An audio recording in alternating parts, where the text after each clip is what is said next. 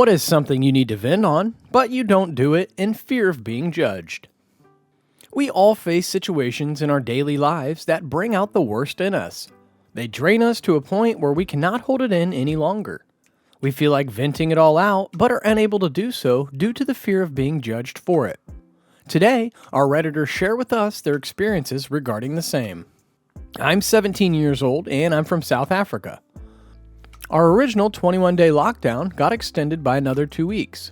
Let me just say that I am blind, but that doesn't really affect me in any way. I am not the most independent person in the world, I will admit. This is not by choice, it's how I was raised. Every single time I would try and ask someone to teach me something, they would always give me a reason why they couldn't or shouldn't.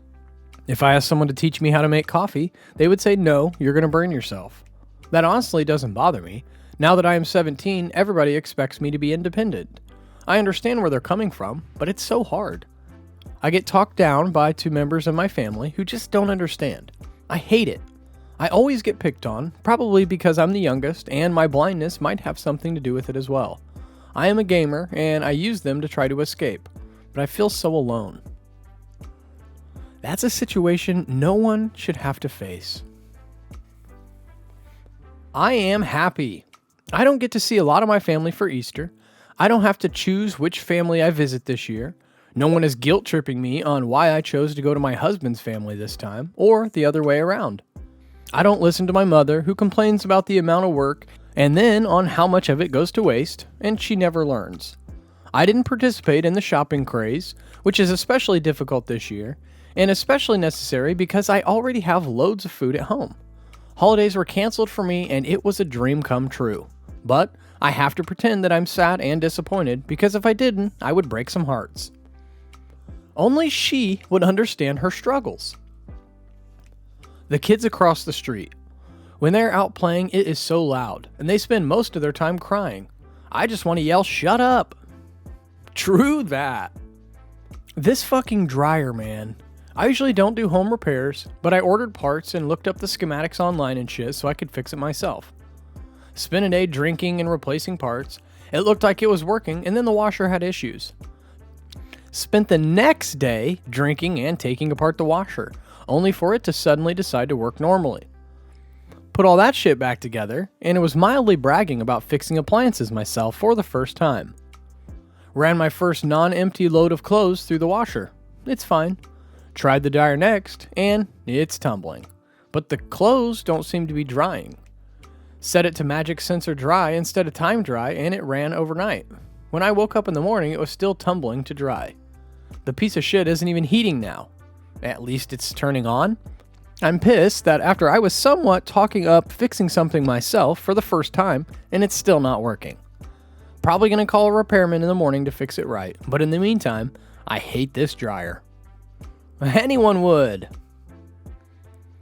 I hate my husband's ex-wife with a burning passion. I keep it to myself because most people will think it's a jealousy thing, but it has nothing to do with jealousy. I am confident that I ended up in a far better situation than her. I hate her because she uses their daughter to hurt my husband. She does not consider how badly she is hurting her kid by using her as a pawn. Her obsession with vengeance far outweighs keeping her daughter's best interests at heart. And it sickens me that any mother would think that convincing their child that they are being abused is acceptable.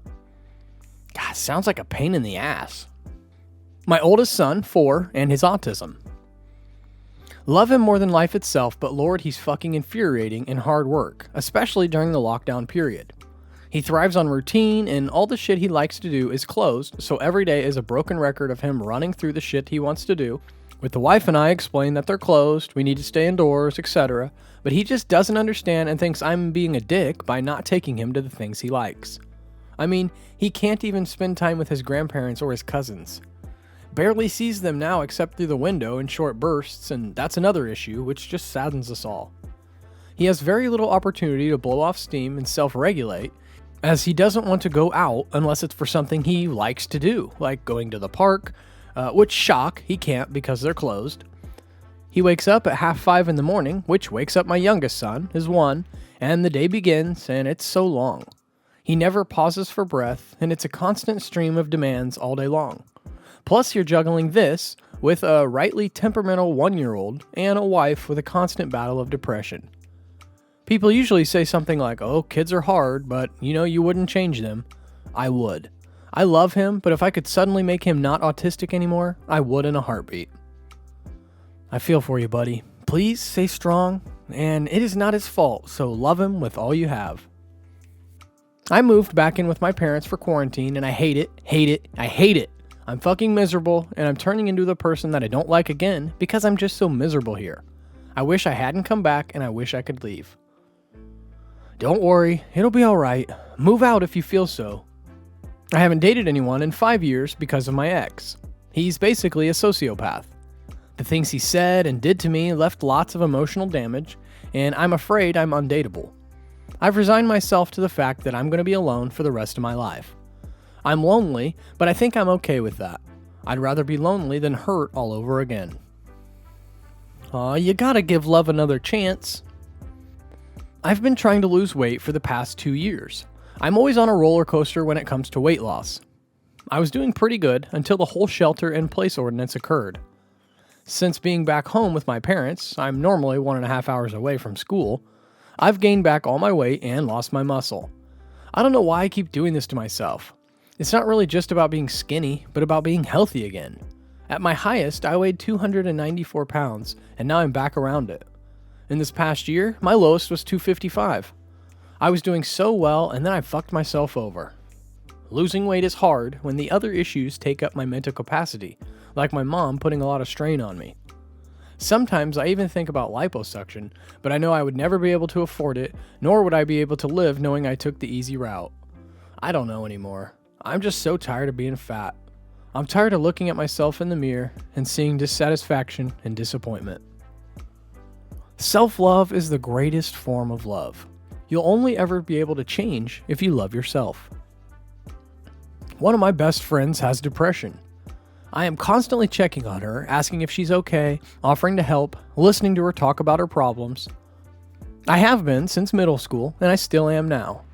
Last fall, I had a horrible bout of anxiety. I was having panic attacks twice a day and lost 15 pounds from not eating. I would say it's the closest I've ever been to killing myself in my life. I tried to talk to her about it.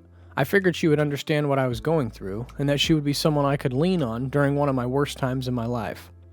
All she could ever say was, LOL, same, when I told her what I was going through. I understand depression can cloud your interactions with other people, but it just made me so angry that I had spent years being there for her, and the one time I needed her, she wasn't there for me. You deserve better, man. Have you ever faced similar experiences? How do you deal with your anger and frustration? Comment your thoughts down below, and please hit the subscribe button before you leave.